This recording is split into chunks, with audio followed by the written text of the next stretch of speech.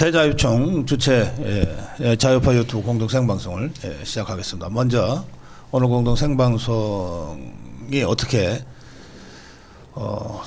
진행이 됐는지를 좀 말씀드리면, 사실은 어제 그저께 지금 우리 자유파 국민들이 좀 한편으로는 격앙돼 있고 한편으로는 좀 혼란스러워하니 우리 자유파 유튜버들이 전체적으로 좀 상황을 한번 논의를 심층적으로 해봅시다 해서 시작이 돼서 급하게 오늘 공동 생방송이 만들어졌습니다. 그래서 많은 자유파 유튜버들에게 일정 조율을 요청을 했는데, 우리 성창경 대표가 결국 일정 조정에 실패했습니다. 어저께까지는 어떻게든 조정을 하고 나오겠다고 했는데 일정 조정에 실패했습니다.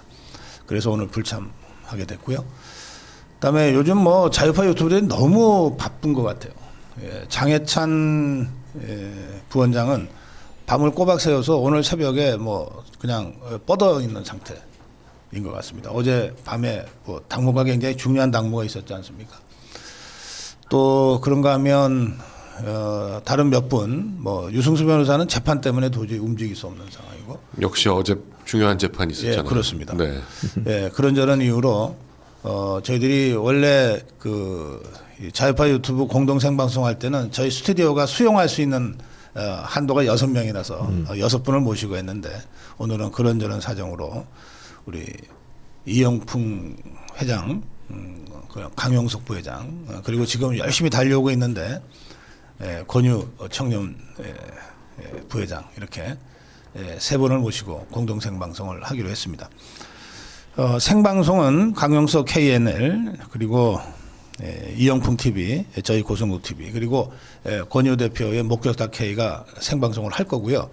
그리고 멸콩 TV는 이원 생방송으로 장해찬 부원장은 출연을 못하지만 생방송을 함께 하기로 그렇게 지금 조율이 된 상태입니다.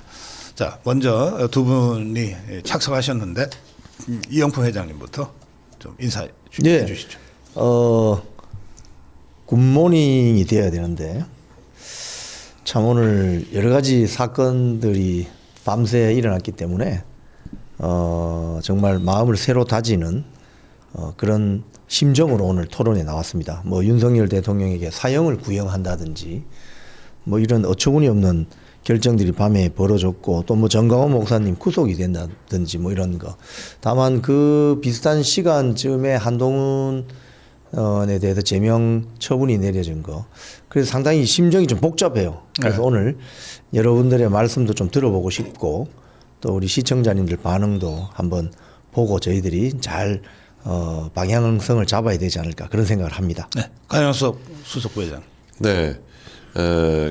뭐 어제 하루 동안에 어제 오늘까지 일어난 일들이 워낙 많아가지고 지금 제목만 정리해도 정신이 없을 지경입니다. 더군다나 그 중요한 모든 일들이 있는 동안에 막상 또 이재명은 1박 2일 동안 일본에 나가 있는 상황입니다. 그래서 이 의도했던지 뭐 아니든지 간에 어찌됐건 양쪽이 굉장히 큰 뉴스를 동시에 쏟아내는 바람에 저희도 지금 정리하기가 지금 힘들 지경입니다. 오늘 아침 뭐 이 날짜를 마치 미리 잡아놓은 것처럼 돼버렸는데, 어찌됐건 이렇게 모여서 같이 이 상황에 대해서 좀 같이 정리해 볼 수 있는 시간을 갖게 된 게 참 다행이다. 지금 굉장히 혼란스러울 많은 시청자 여러분들이 네. 저희 방송을 보면서 좀 같이 생각을 정리했으면 좋겠다, 이런 생각을 해봅니다. 네. 여기 슈퍼챗으로 이 권유 대표도 밤을 꼬박 새워서 지금 급하게 가는 모양입니다. 역시 40대 체력이 대단합니다. 예, 우리 권유 대표 오시는 대로 함께 토론 시작하겠습니다. 저 강용석 부회장께서 먼저 시작해 주실까요? 어제 네. 역시 제일 중요한 것은 뭐 정리해야 될 게 굉장히 많은데 네. 일단 윤석열 대통령에 대해서 뭐 좀 이렇게 시간을 좀 여유 있게 좀 가져가 보려고 했던 것 같은데 네. 이 재판부가 그거를 받아들이지 않아서 결국 어제 구형까지 진행이 돼 버렸습니다. 어제 밤 늦게 구형이 진행이 됐는데, 이 윤석열 대통령에 대해서 죄명 자체가 내란 우르머리죄라는 것 자체가 법정 형량이 사형 아니면 무기입니다. 네. 그렇기 때문에 뭐 사형이 아니고 무기를 기대했다. 라고 해도 무기보다 더 낮게 구형할 수가 없거든요. 구형 자체는 검찰에서. 그러니까 내란이라고 저것들이 규정하는 순간, 그 순간 사용 아니면 사형 또는 무기가 나올 무기인데 거다. 무기가 되려면 이거 뭐 내란 한 거 잘못했다. 뭐 이렇게 돼야 그 특검 자체에서도 그런 명분을 가지고 사형으로 구형을 하더라고요. 본인들도 사실 집행되지 않을 걸 명백히 알면서도 사형을 구형한다는 것 자체가 좀 그러니까 그런 설명을 달았는데 뭐 내란 이후에 계엄 이후에 있었던 모든 그 행적을 보건대 이 행위에 대해서 이를테면 우리식으로 얘기하면 이제 확신범이다. 그렇기 때문에 법정 형량을 무기로 갈 수가 없다. 사형을 구형하겠다. 이런 취지로 해서 사형 구형됐는데 이건 사실 뭐 법조인들은 다 예측하고 있었던 상황이고 그걸 이제 저희 같은 경우도 뭐 방송하면서 그 사형 구형은 뭐 지금 어쩔 수 없는 거다 이렇게 방송할 수가 없으니까 말을 안 했던 거지. 이건 뭐 그 처음부터 죄명을 그렇게 예정됐던 거다. 네, 죄명을 그렇게 달고 나간 순간부터 그렇게 예정됐었던 사안이니까 너무 충격받을 거는 아니다. 오히려 지기현 재판장이 어떤 생각을 가지고 있는지 그게 중요한데 그 점에 대해서는 뭐 섣불리 예단하기가 힘드니까 그렇게 지켜봐야 된다. 다만 이제 저희가 그동안 이제 1년 벌써 뭐 이 사안이 발생한 지 1년 한 4개월 돼가나요? 3개월 돼가나요? 당원 게시판 사태. 이 당원 게시판 사태가 사실 어찌 보면 모든 사태의 출발점이라고 볼 수도 있습니다. 네, 당원 게시판 사태 이후에 특검을 가지고 뭐 그 김건희 특검을 한다 이러면서 한동훈이 윤석열 대통령을 협박했다는 게 여러 정황으로 드러나고 있고 또 그런 과정에서 어찌됐건 계엄 사태가 촉발이 됐고 그 이후로 탄핵부터 시작해가지고 여기까지 오게 된 건데 그 원인에 있는 당원 게시판 사태를 그래도 당이 나서서 정리를 했다는 거 저는 이게 굉장히 큰 의미가 있다고 봅니다. 네. 여태까지 우파 정당에서 이렇게 정리했던 적이 없습니다. 아하. 그게 모든 그 배신의 근원이라고 보여지는데 이걸 한번 이렇게 당에서 스스로 정리를 하고 그리고 이제 단순히 제명 처분이 문제가 아니라 지금 아직 그것까지는 안 나간 것 같은데 뭐 물론 이제 수사 의뢰를 해야 된다는 얘기가 이 결정문 안에 담겨 있기는 해요. 근데 그 수사 의뢰를 아직 했다는 얘기는 뭐 지금 아침이니까 안 나오겠지만 근데 뭐 한동훈 쪽 반응 보니까 자기가 뭐 민주주의를 위해서 어쩌고 저쩌고 하고 있는 거 보니까 민주주의를 위해서 결국 감옥에 가야 될 것 같습니다. 네. 네.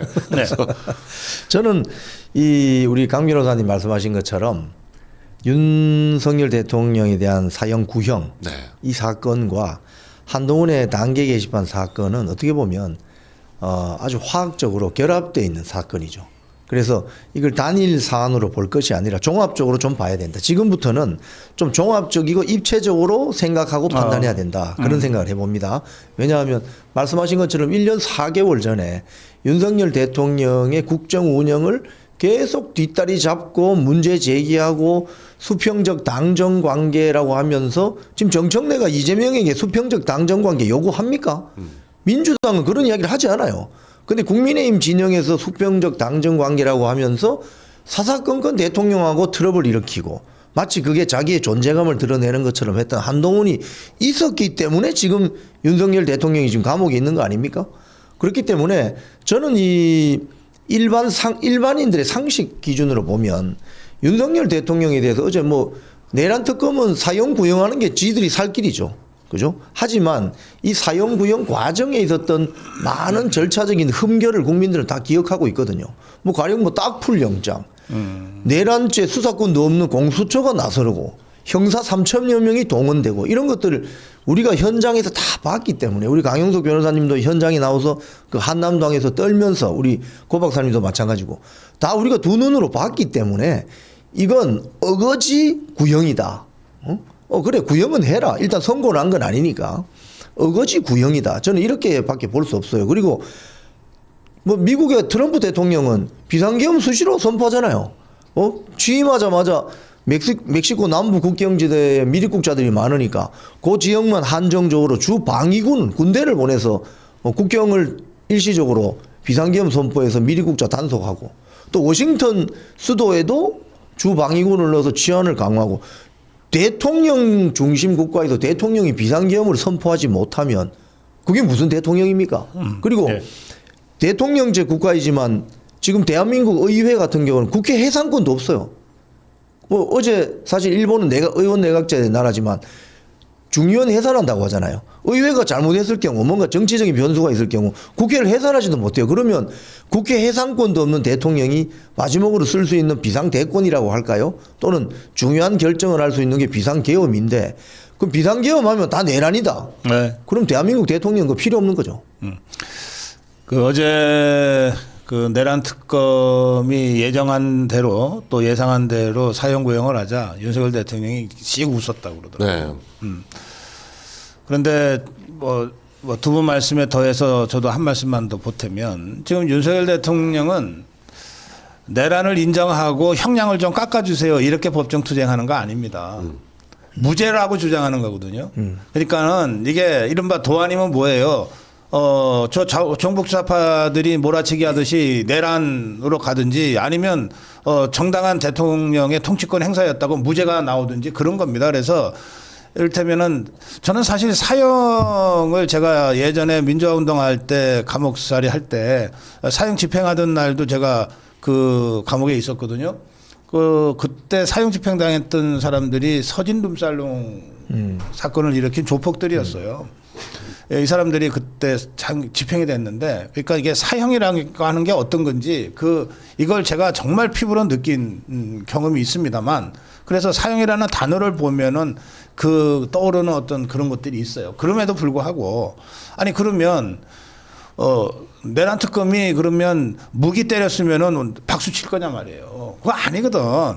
그러니까 여러분들 사형이라는 그 단어가 주는 그 아주 심각한 그 참혹함이 있지만 핵심은 윤석열 대통령은 무죄를 주장하고 있고 우리 자유파 국민들도 무죄를 주장하고 있고 저것들은 어떻게든 내란으로 몰아서 뭐 사형이든 무기든 어쨌든 내란몰이로 가겠다는 것이니까 그 점에 있어서 저는 사형 구형이 나왔다고 해서 흔들릴 이유는 전혀 없다. 네. 마음이 안 좋은 거는 누구나 다 마찬가지지만 그런 말씀을 드리고 싶고 또 한 가지는 아까 강용석 변호사가 이 출발점에 한동훈 단계 사태가 있다고 그러셨잖아요. 네. 그 진짜 그랬던 거 아닙니까? 그렇죠. 네. 그래서 저는 어제 이런 생각도 해봐요.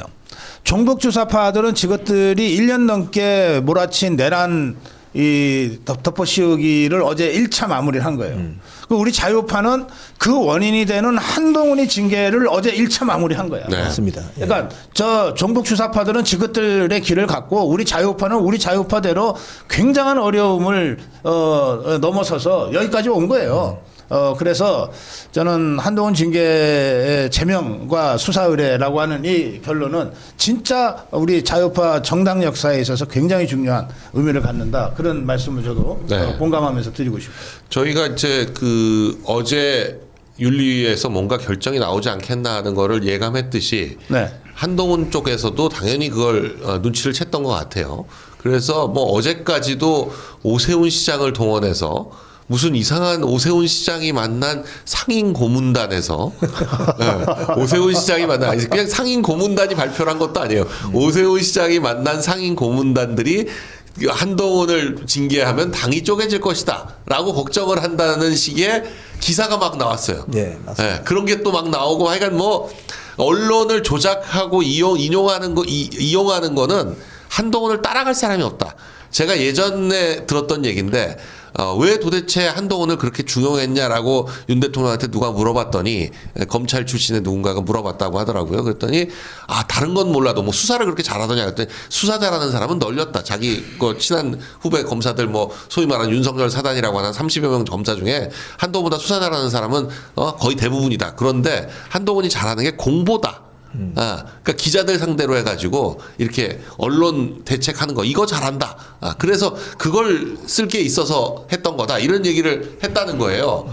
근데 진짜 한동훈이 우리가 다 인정하지만 잘하는 건 기자들 하나씩 불러다가 너한테만 주는 거야. 그러면서 단독 하듯이 그런 식으로 기자들 다독하면서 기사 써내려가는 거, 여론 조작하는 거, 그거 하나 잘하는 거죠. 그런데 결국 그 짓 하다가 이렇게 된 겁니다. 맞습니다. 오늘 한 7페이지에 걸친 윤리위원회 결정문을 자세히 보면 이 결정문 자체가 정말 그 7페이지를 쓰려면 제가 볼 때는 적어도 사흘은 준비한 게 아닌가 싶을 정도로 네. 내용이 정말 충실하게 돼 있습니다. 그리고 뒷부분의 한 페이지는 윤리위원회를 그 한동훈과 신지호와 김종혁과 윤희석이 공격한 거 이거를 구체적인 공격 내용부터 시작해가지고 거기에 대한 반박까지 해가지고 담은 걸 보니까 아주 윤리위원장 선임되자마자부터 작심하고 준비했구나라는 게 느껴질 정도더라고요. 지금 사실은 그 우리 강 변호사님 말씀하신 것처럼 언론 플레이 네. 이게 언론 플레이 아닙니까?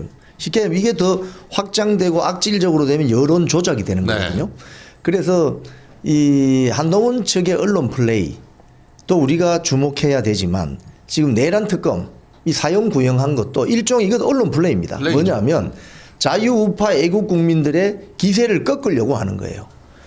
윤석열 대통령이 이 사건에 대해서 무죄를 주장하고 절차적 흠결이 너무나도 많기 때문에 뭐 헌재에서 절차적 흠결을 다툰 건 아니에요.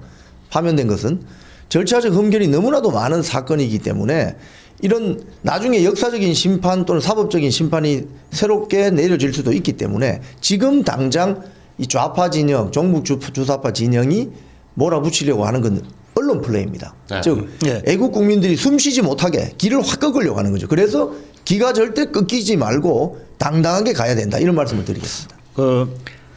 아까 우리 목격자체 권유 대표가 오셨는데 두 분의 말씀을 계속하는 바람에 지금 인사도 못 드리고 있어요. 예, 어서 오세요. 아이고 늦게 왔습니다. 죄송합니다. 네, 뭐 예. 바로 토론 시작하시죠. 오시면서도 방송 듣고 오셨을 때. 네네 그럼요. 제가 예. 어제 이제 이 제명 뉴스를 딱 보자마자 방송을 켰습니다. 그리고 이제 구독자들과의 약속이 있었어요. 왕뚜껑 먹방을 한다고. 그래서 제가 그 시간에 이제 배민을 시켜가지고 왕뚜껑을 배달 받은 다음에 그걸 먹었는데. 제가 참 그 시간 마음이 편치 않은 시점에 먹으니까 속이 쓰려가지고 실제로 밤을 샜습니다. 실제로 잠을 자지 않고 그냥 온 상태입니다. 아, 그러시구나. 예. 네, 또 이렇게 또 오는 길에 또 상황들이 생겨가지고 너무 늦게 와서 정말 네. 죄송하게 생각합니다. 지금 너무 이제 잘 말씀해 주셨는데 일단 윤리위원회에서 얼마나 이 사안을 꼼꼼히 보고 아주 성실하게 이걸 처리했는지 그 결정문 사실 결정문 그런 형태로 나오는 것도 굉장히 이례적이라고 생각하거든요. 네. 저는 그 결정문을 보고 야 이거는 범죄자 프로파일링이다. 어떤 행동을 어떤 동기로 어떤 심리로 했는지 분석한 것 같은 그런 어떤 문서이기도 하고 또 어떤 면에서는 형사 사법 뭐 논문처럼 보였습니다. 뭐 여러 가지 아주 이제 좀 전문적인 용어도 나오고 하면서 뭔가 공부한다는 생각으로 읽었는데 네. 정말 이 대한민국에서 특히 우파 정당에서 이런 악을 처단하려면 얼마나 준비가 잘 되어 있어야 하는지 또 그거 얼마나 충실하게 해서 이렇게 잘 할 수 있었는지 이제 느낄 수 있는 상황이었고 특히 이제 윤리위원들의 명단을 이제 공개하면서 했던 공격들을 굉장히 또 규탄하는 장면들이 있었는데 저는 거기 언급된 사람들 포함해가지고 윤리위에 제소만 들어가면 이미 징계할 준비는 되어 있는 것 같습니다. 예. 그런 부분까지 해서 이제 당이 쪼개진다는 문제는 이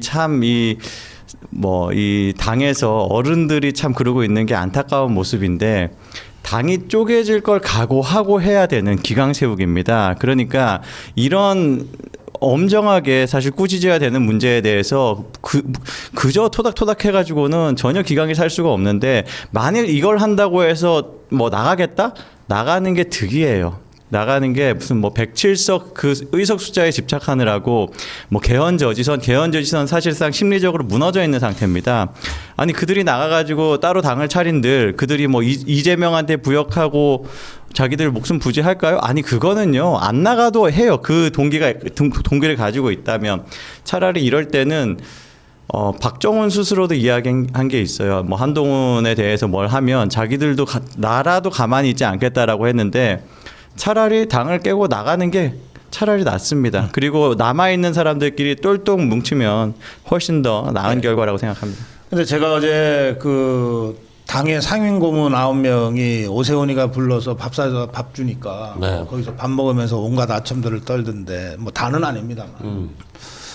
그런데 그걸 보면서 특히 그 고문들 중에는 이 당이 어려워지면 오세훈 당신이 당을 받아서 지켜야 될 각오를 해야 된다, 결단을 해야 된다, 뭐 이런 얘기까지 했는데 보도가 그렇게 됐어요. 제가 이렇게 생각해요.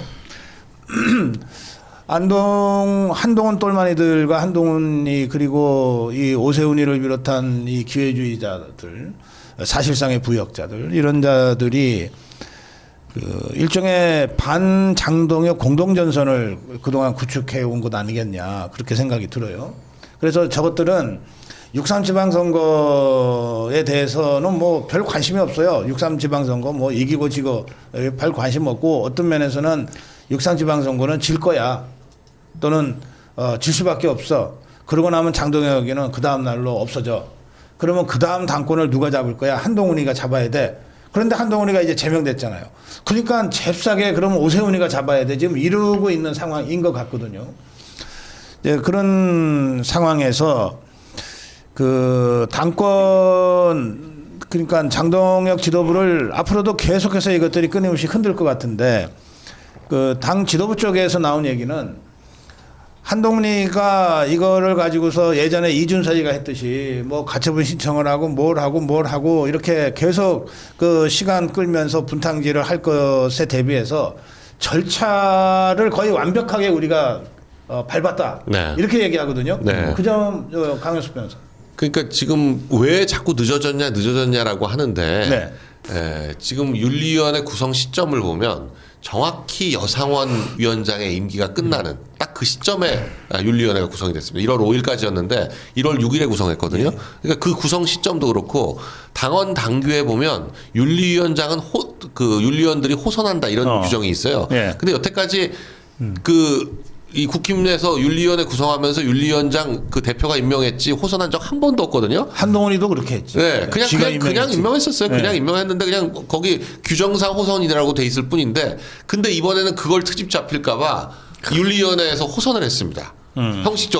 형식적으로나마 뭐 형식적인지 아닌지 모르겠지만 하여간 그 4명이서 호선을 해가지고 윤리위원장을 그 윤민호 교수로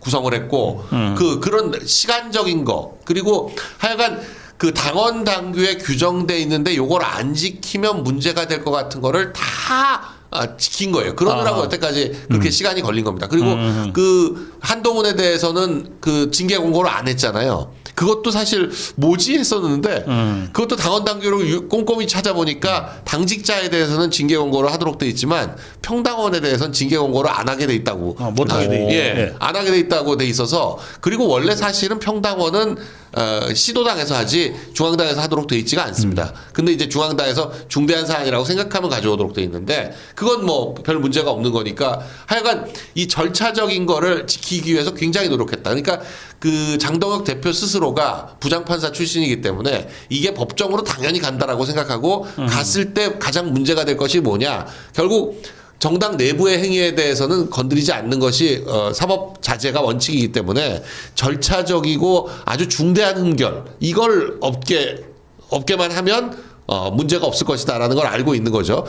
그 이준석 가처분 때는 너무 성급하게 하느라고 여러 가지 절차적 흠결이 있었어요. 그런 것들 때문에 그 가처분이 나오고 했었던 겁니다. 그래서 그걸 그 다음에 바로 그 이제 절차적 흠결을 문제 삼으니까 절차적 흠결을 떼워가지고 바로 다시 징계하니까 그 다음에는 가처분이 안 됐었거든요. 그런 걸 다 검토를 해가지고 이번 윤리위원회에서 제명 결정이 나온 거다. 그걸 하기 위해서 시간이 좀 걸렸던 거다. 저는 그렇게 보고 있습니다. 네, 제가 좀 전에 그 한동훈이가 윤리위원장 임명할 때도 관행대로 지가 임명하지 않았냐 이렇게 말씀드렸는데 한동훈이가 그 윤리위원장을 임명한 적이 없는 것 같아요. 그러니까 그거는 한번 사실관계 확인을 해보세요. 네네. 그 전 지도부가 임명했던 윤리위원장을 그냥 네. 썼을 수도 있으니까. 그렇진 않아요. 그 부분은 제가 기억하는 게 그래, 있습니다. 네. 이용구 윤리위원장이 있었는데 네. 이용구 윤리위원장에 대한 뭐 어떤 그 뭐 조치를 하지도 않은 상태에서 신의진을 임명을 해버립니다. 임기가 많이 남아 있었는데 그 이용구를 쫓아냈죠. 쫓아내고. 뭐 해임이라는 조치도 하지 않고 그렇게 해버리니까 이용구가 거의 이제 항의를 하면서 그냥 에이 내가 안 한다 하고 나왔습니다. 예. 그렇게 해서 신의진이를 한동훈이가 임명을 했었던 거예요. 그랬었습니다. 얼마 전에 잘린 그 여상원이는 한동훈이가 임명한 건 아니고. 권영세입니다.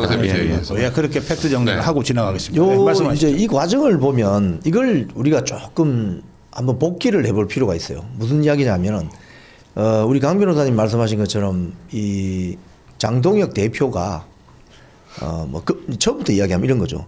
장동혁 대표를 지지하는 세력들이 있지 않습니까? 네.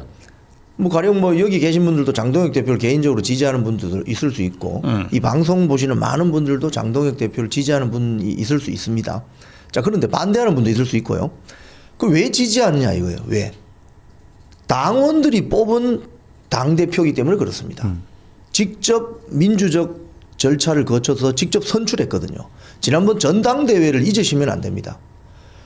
그 전당대회 분위기가 장동혁 그 후보가 처음부터 당대표 될 거야 라고 생각했습니까? 많은 사람들이 직전 대선 후보가 김문수 후보였으니까 김문수 후보가 유리하지 않을까? 다들 그렇게 그렇게 예상했죠. 생각했죠. 여론조사도 다 그렇게 나왔죠. 근데 이 여론이 국민의힘 책임당원 여론이 급격하게 돌아가면서 장동혁이라는 사람이 1.5선인데 당대표가 돼버린 거예요. 그래서 많은 사람들이 깜짝 놀랐죠. 기존의 여의도 문법으로는 이건 선출될 수 없는 당대표인데 그래서 결과적으로 그렇게 선출된 당대표이기 때문에 많은 책임 당원들이 열광을 하고 환호를 하고 적극적인 지지를 한다는 그 점을 일단은 우리가 잊지 말아야 됩니다. 자, 그런데 일부에서는 뭐 장동혁 체제에 대해서 많이 또 반대 의견도 내죠. 하지만 중요한 것은 임기가 정해진 당대표로 직접 선거를 통해서 선출된 당대표이다. 이것 때문에 밀고 있고 그동안 전당대회 과정에서 당대표 선출할 때나 이런 걸 보면 책임 당원의 목소리가 많이 반영되지 않거나 소위 말해서 책임 당원의 권한을 위임받았다고 하는 중간 중개자들 있잖아요. 소위 말해서 영어로 좀 브로커입니다. 브로커. 저는 이걸 브로커 카르텔이라고 표현을 하는데 이 브로커 카르텔끼리 쑥덕쑥덕 하면서 저 사람 밀어주자. 저 사람 만들자. 예. 이렇게 된 경향이 많아요. 근데 장동혁 체제는 근본적으로 그게 다르다. 그래서 이 현상을 보실 때 당에 관련되는 일을 좀 이 정보가 좀 빠르신 분들이나 또 많은 언론 보도를 접하시는 분들과 그렇지 않고 그냥 일상에 바쁘신 분들이 이 사태를 받아들이는 게 온도차가 커요. 무슨 소리냐? 왜 빨리 한동훈 안 자르느냐? 왜 빨리 쫓아내지 않느냐? 또는 거기다가 개인적인 감정까지 이입하는 수도 많아요. 화가 나니까 충분히 이해가 되죠. 그런데 우리 강 변호사님 말씀하신 것처럼 장동혁 지도부는 이런 절차적인 흠결을 노정시키지 않기 위해서 정확하게 절차적으로 한 겁니다. 그래서 드디어 오늘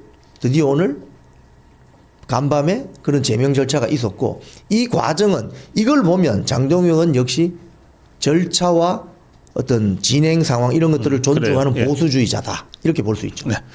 그런가 하면 어제 또 매우 좀 참담한 사건이 벌어진 것이 그 정광훈 목사 네. 구속영장이 발부돼서 이제 구속 집행이 된 겁니다.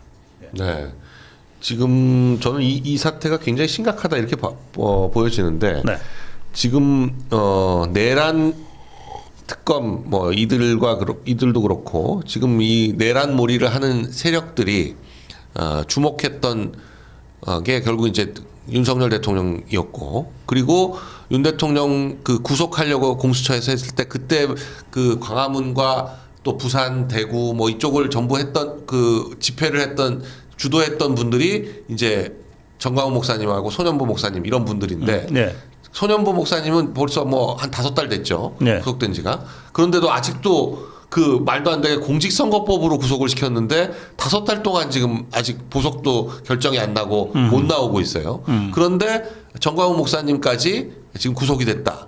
이걸 보면 이 전한길 선생님 지금 미국에서 안 들어오고 있잖아요. 그러니까 우리는 그렇게까지 못 느끼고 있지만 본인은 정말 그 어떤 위험을 느끼고 있었던 거를 이 전광훈 목사님 구속 사태를 보니까 이게 지금 실감이 나는 거예요. 지금이 어떤 정국인지 지금이 뭐 예전식의 표현을 따지면 정말 아주 공포의 공안 정치, 공안 사태 이런 상황이 지금 진행되고 있다. 지금 현재 진행형이다라는 걸 느끼게 되는 거죠. 그 영장을 보면 그 배후고 가스라이팅을 했다는 거잖아요. 그러니까 그거하고 그다음에 증거인멸과 도주 우려를 적시했는데 이 법률가로서는 어떻게 보십니까?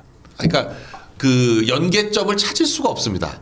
원래 이제 보통 그 대공 용의점, 연계점 이런 식으로 이런 공안 사범들에서는 그런 표현들을 쓰는데 이 공안 사범에서도 적어도 하여간 어떤 식으로든지 그 배우나 주도하는 세력과 그걸 실행하는 세력 간에 연계점을 찾아야 되는 거거든요. 네. 근데 이 연계점이라는 게 있을 수가 없어요. 네. 유튜브 방송 말고는 있을 수가 없습니다, 사실상. 그런데 그 방송을 보고 있었던 그 시청자들이 그 서로 간에도 전혀 연계점이 없고, 그러니까 그 80 몇 명을 구속시켜 놓고 핸드폰을 끊임없이 계속 포렌식을 해가지고 서로 통화를 한 게 있는지 서로 문자를 주고받은 게 있는지 네. 그걸 따져보려고 했는데 전혀 아무것도 나온 게 없다는 거 아니에요? 그러니까요. 예. 그러니까 이게 배우를 찾을 수가 없어요. 그러니까 지금 결국 배우라고 하는 게 광화문에서 집회를 주도했던 전광호 목사님이 이걸 가스라이팅했다. 이게 지금 배우라는 거거든요. 네. 그러니까 막 말도 안 되는 거죠. 그야말로 그 궁예 관심법이 지금 21세기에 새로 등장한 겁니다. 예, 정말 뭐 이렇게 두 분이서 제가 하고 싶은 말 다 해주시니까요. 저는 오늘 시청자 하고 싶습니다, 진짜로. 정말 이번에 가장 황당했던 건 그건 것 같아요. 경찰이 가스라이팅이라는 표현을 사용한다는 것 자체가 너무 네. 황당했습니다. 가스라이팅이라는 거는 무슨 어떤 법적인 용어도 아니고 일상적으로 사실 사용하는 용어도 별로 아닙니다. 그거는 어떤 그 미국의 소설책에 그 심리 지배하는 어떤 그런 내용을 담은 책에서 이제 가스라이팅이라는 그 도구가 나오는 것이잖아요. 그래서 네. 우리가 그거를 이제 종종 인용해서 언급하긴 합니다만 경찰이 그걸 이야기하는 거는 너무 황당한 게 그럼 그 가스라이팅이라는 그 소설에 나오는 그 가스라이팅은 범죄였을까요? 아니거든요. 전혀 그런 것이 아닙니다. 범죄로 의유를 할 수 있는 그런 성격의 것이 아니에요. 설사 가스라이팅이 있었어도 그런 것인데 지금 인신 구속을 하겠다고 하면서 주장하는 것이 가스라이팅이다? 저는 정말 그 자체가 무슨 지금 우리가 영화 속에 있나? 뭔가 우리 대한민국이 완전히 다른 판타지 공간으로 변했나라는 생각이 들었어요. 이 지금 현실 감각이 전혀 느껴지지 않을 정도로 이상한 일들이 벌어지고 있습니다. 아까 손현보 목사님도 말씀하셨는데 손현보 목사님의 보석 신청을 지금 3개월 이상, 지금 한 4개월 차 정도 되나요? 그런 기간 동안 안 받는 거는 굉장히 비상식적이죠. 만약 판결이 안 나오면 6개월 만에 나오는 거잖아요. 정확하죠? 예. 그런 어떻게 보면 이제 구속 기한이 다 될 때까지 보석에 대해서 기각을 하던가요.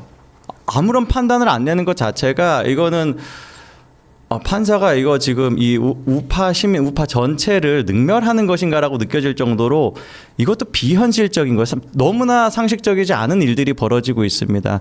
여기에 제가 우파 시민들에게 조금 이렇게 호소드리겠습니다. 정말로 이 지금 벌어지고 있는 일들이 비상식적인데 예.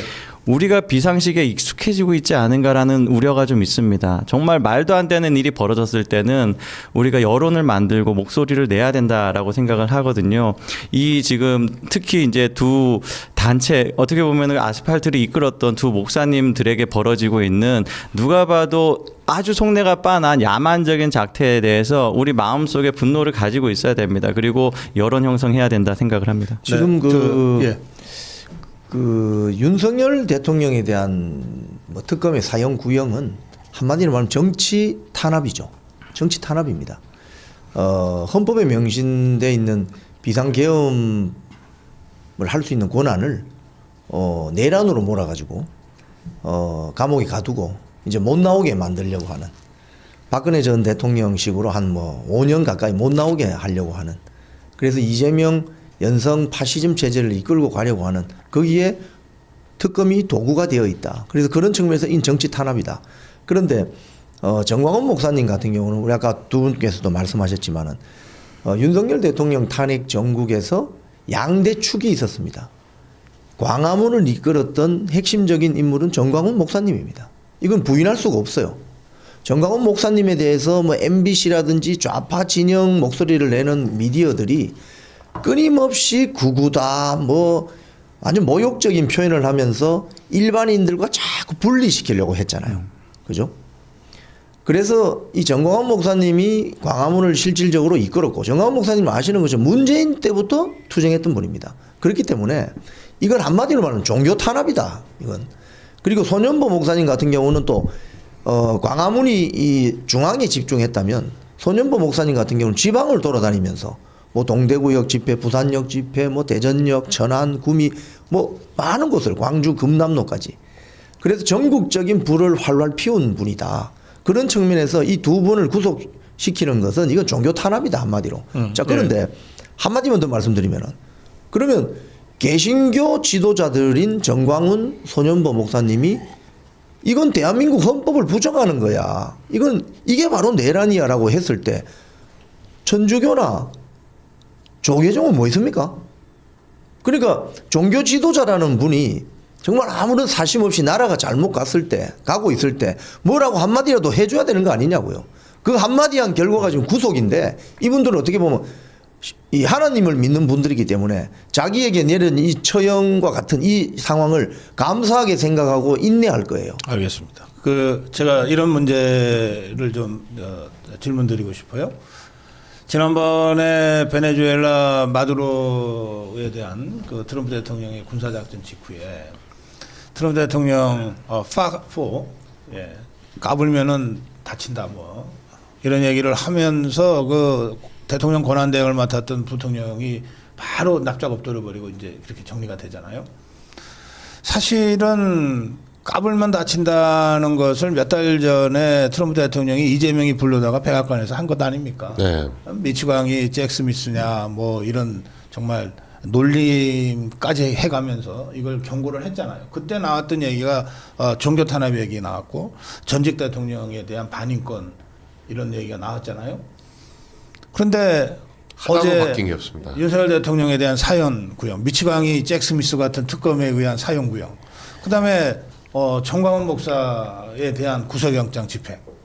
그러면 이게 트럼프와 미 그 국무부나 한국 전문가들 입장에서 볼 때는 몇 달 전에 트럼프가 분명히 불러서 경고했는데 그것도 이재명한테 직접 경고했는데 이것들이 뭐 고쳐지기는 그냥 더 지금 한판 해보자고 극단으로 지금 달려가는 것 아니냐라고 생각할 가능성이 매우 높잖아요.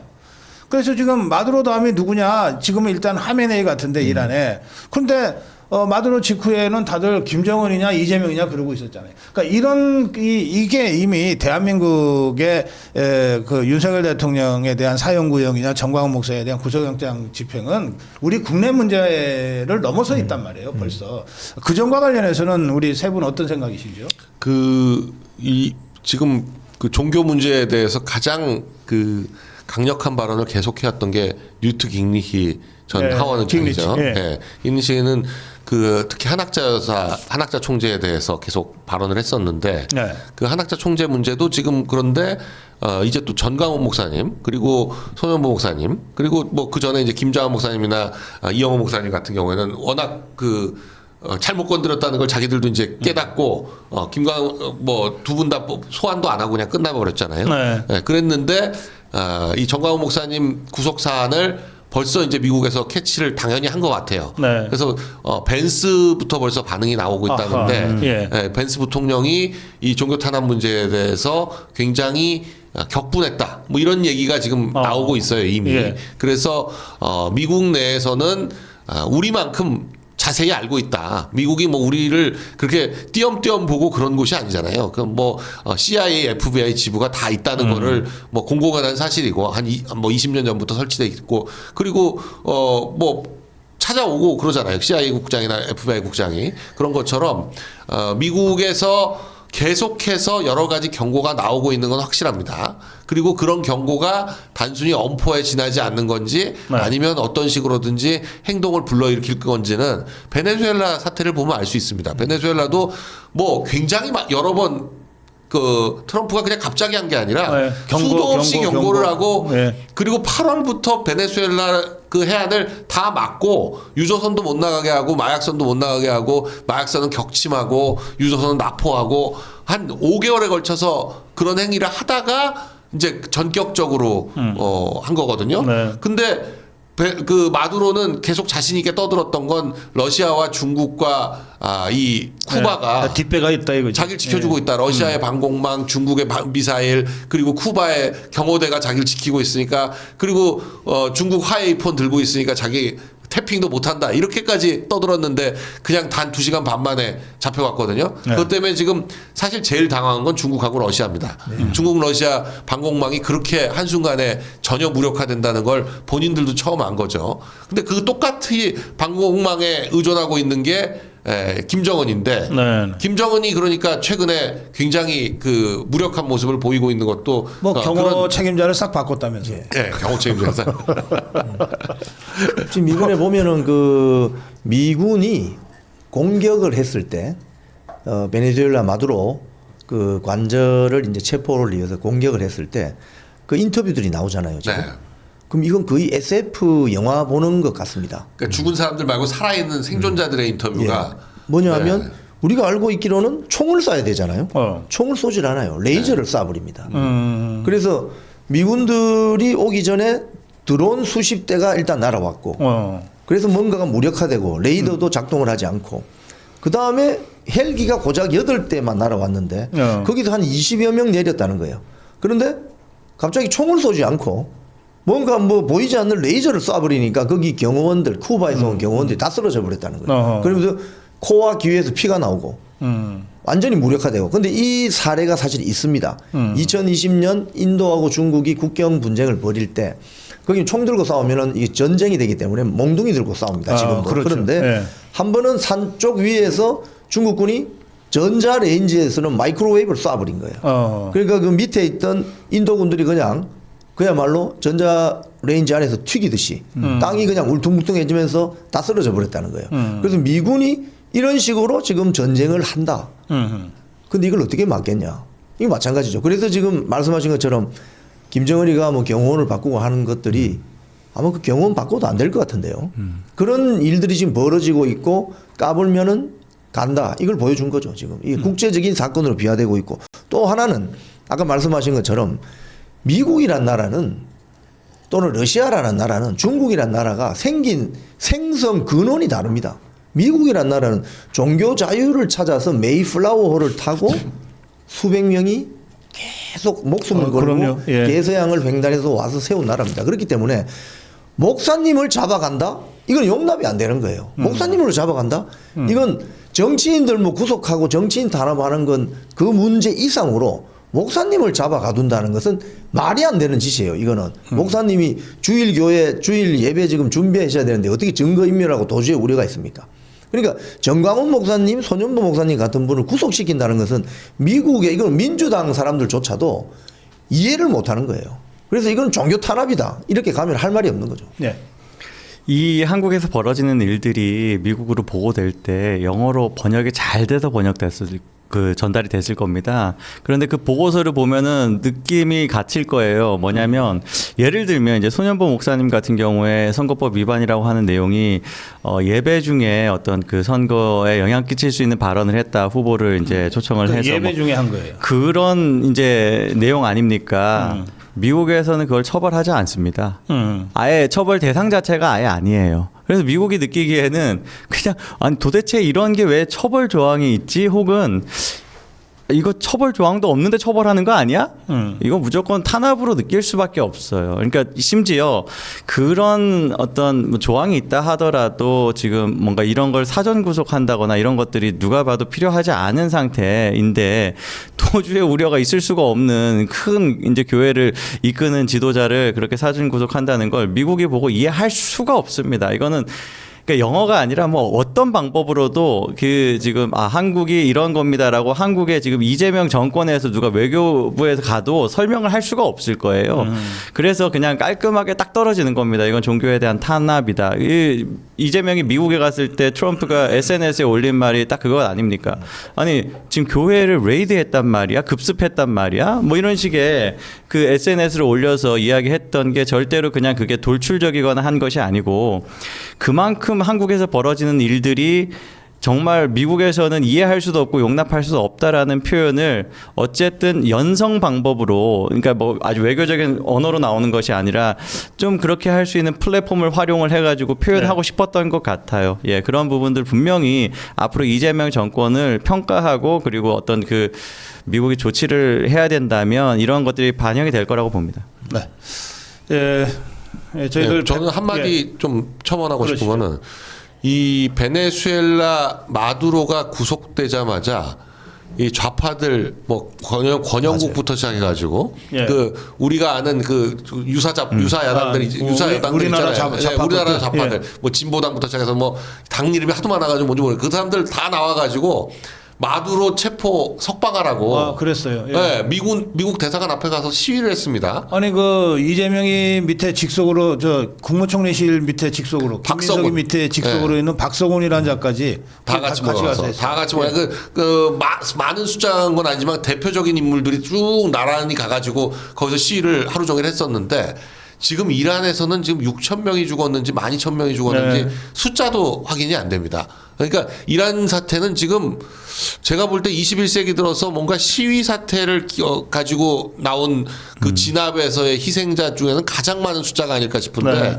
뭐 지금 이란 내부에서는 도시마다 뭐 몇백 명씩 이 그 시신을 담은 비닐 포대 이런 게 나오고 있다. 이런 영상들이 계속 나오고 있거든요. 그런데도 이 이란 사태에 대해서는 이 좌파들이 단 한마디도 안 해요. 그러니까 이란이 그 좌파들하고 어떤 식으로 연결됐는지 모르겠어요. 이슬람 정권이 좌파하고 무슨 관계가 있는지 모르겠는데 거기에 대해서는 단 한마디도 안 합니다. 이게 이제 네. 거기 또 제가 조금 첨언 드리면은 지금 우리가 91년도에 소련이 해체되면서 네. 사실은 전 세계가 세계화되었잖아요. 네. 그래서 그때 뭐 프란시스 후쿠야마 같은 경우 역사의 종말이라는 책에서 야 이제 체제 전쟁은 끝났다.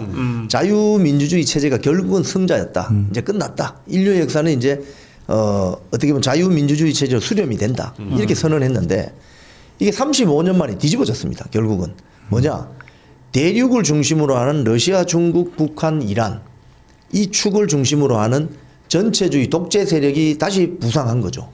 부상했고 그 중심에 중앙아시아에는 이란이 있는 거예요. 그리고 미국 뒷마당에는 베네수엘라, 쿠바 같은 게 있는 건데 네. 지금 이렇기 때문에 트럼프 행정부가 일단 자기 집 뒷마당부터 청소를 쓸어버린 거예요. 그 다음에 이제 가는 것이 이란으로 가고 뭐 중국으로 갈 최종 타겟은 중국, 러시아로 갈 것 같은데 지금 대한민국 뭐 자기들은 진보 좌파라고 하죠. 뭐가 진보입니까?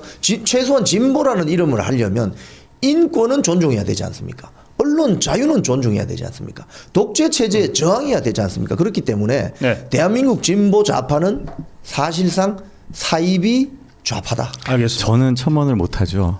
하세요. 예. 이란에서도 가장 최근에 벌어졌던 아주 좀 끔찍하면서 특이한 사안은 그동안 이란에서 벌어졌던 일들이 외부로 알려지게 된 경로가 그 일론 머스크의 스타링크를 통한 인터넷이었는데 그게 전부 다 불통이 됐다라고 이야기를 하더라고요. 그게 며칠 전 상황인데 거기에 대해서도 이제 한국에서 활동하는 이란 분들도 막 그런 부분에 대해서 절규하면서 이제 알리고 했었는데 도대체 무슨 일이 벌어진 거냐. 예측컨대 아까 이제 언급했던 마이크로웨이브를 활용한 뭐 어떤 전파 방해다 뭐 이런 이야기를 하더라고요. 그럼 그거 누가 그런 기술을 줬냐? 중국을 얘기하더라고요. 그러니까 지금 이런 어떤 이 독재자들의 카르텔에 당연히 이제 중국이 포함되어 있고 중국에 부역하는 대한민국의 이 좌파들이 당연히 같은 노선으로 갈 수밖에 없습니다. 예, 그런 그리고 그 생각을 좌파들이 윤석열 대통령 탄핵에 적극 찬성한 자들입니다. 그렇죠. 예.